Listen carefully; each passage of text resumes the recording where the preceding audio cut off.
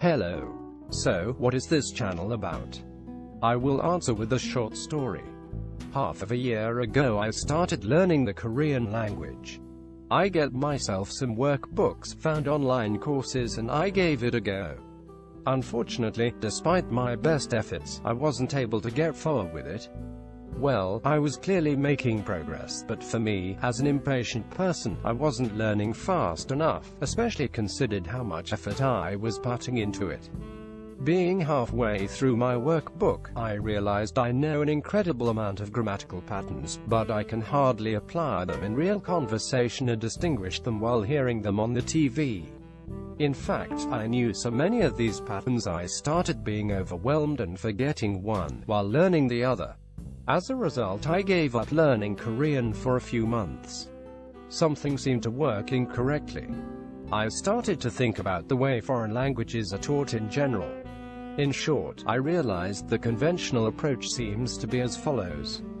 First, and the most important, grammar, then writing, then vocab, then listening. Come to think of it, it's the exact opposite of how you have been taught your native language as a child. No wonder why learning a new language is such a pain and takes so long. You're doing it backwards. It's like teaching children how to ride a bike and starting by explaining the traffic regulations, and following with detail of the technical construction of a bike. When I realized all of this, I came up with an idea of more intuitive and more natural way of learning. Learning through listening. Of course, at the first glance, this doesn't seem to be anything new, right? After all, you can find a lot of listening exercises all over YouTube and the internet. Also, many workbooks include a CD with dialogues and talks performed by trained lectors and native speakers. Truthfully, I was hoping that suitable materials are already there. Unfortunately, this wasn't exactly the case. But let's stop here for a moment and ask ourselves a question. Why listening? Why learning through listening should be any better than any other type of learning? Well, listening as a method of learning has two main advantages. First, being able to listen and comprehend what you're hearing opens you to the whole culture of your chosen language and lets you enjoy things like TV shows, dramas, YouTube channels, and podcasts, thus increasing your exposure to the language. This means that as you progress you gain access to the materials, like aforementioned dramas, TV shows, podcasts, of the best possible quality in which you can hear native speakers talking in natural situations.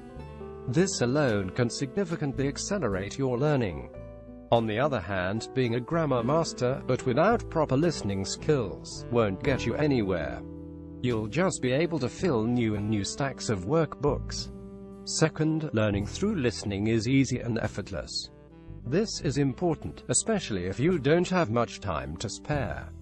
You can listen and learn while doing other things, at the gym, for instance, or when you are so tired you wouldn't be able to focus on grammar exercises.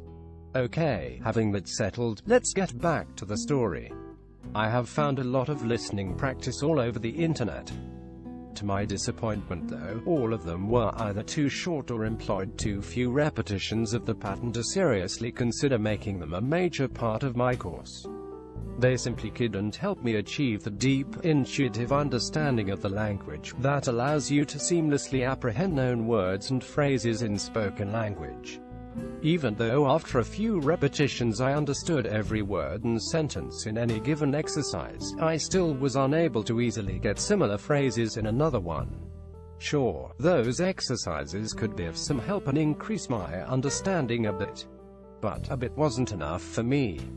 That's how I started making my own listening exercises using text-to-speech applications. I hoped that if properly designed, they will help me reinforce what I have learned from my workbooks and online courses. I developed ways in which those exercises work best. They proved useful and now I am using them as a standard part of my Korean lessons. I forgot the grammar nightmare and the sense of being overwhelmed by an increasing number of rules to remember. So that's it.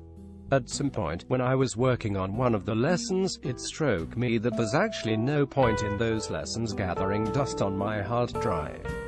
It got to me that since they are already there, I may as well make them public and let other people use them in their own attempts to learn the Korean language. That's how I came to create this channel, and that's what it is about. You can find here listening exercises I was talking about throughout this video and start using them in your Korean course. On a final note, I want to talk briefly about grammar learning again. I'm bashing grammar a lot in this video, but I don't want you to get the wrong impression. Grammar is important. By no means am saying you can skip the grammar entirely. I'm still doing my workbooks and pay a lot of attention to being correct. But in this video I'm talking about proportions in which grammar, vocab and listening are mixed together. In my opinion, the first thing you need to do when you learn a grammar pattern is to reinforce new knowledge with many repetitions in many phrases. Only then, when you can use that pattern intuitively, you can move to another one. The same goes with the new vocabulary. By combining new vocab, grammar patterns with a lot of listening, you can keep your learning rate high, and it will take you months, not years, to learn a new language. Remember, I am no expert in language teaching, a Korean language in particular. In fact, I am learning along with you. As I learn, I create new listening exercises. I started doing this purely because of my own needs, but now I post them online, because I think many people may benefit from this work. Those exercises are far from being perfect, and they shouldn't be your only source in your learning. But I strongly believe they will be of a great help on your way to Korean fluency.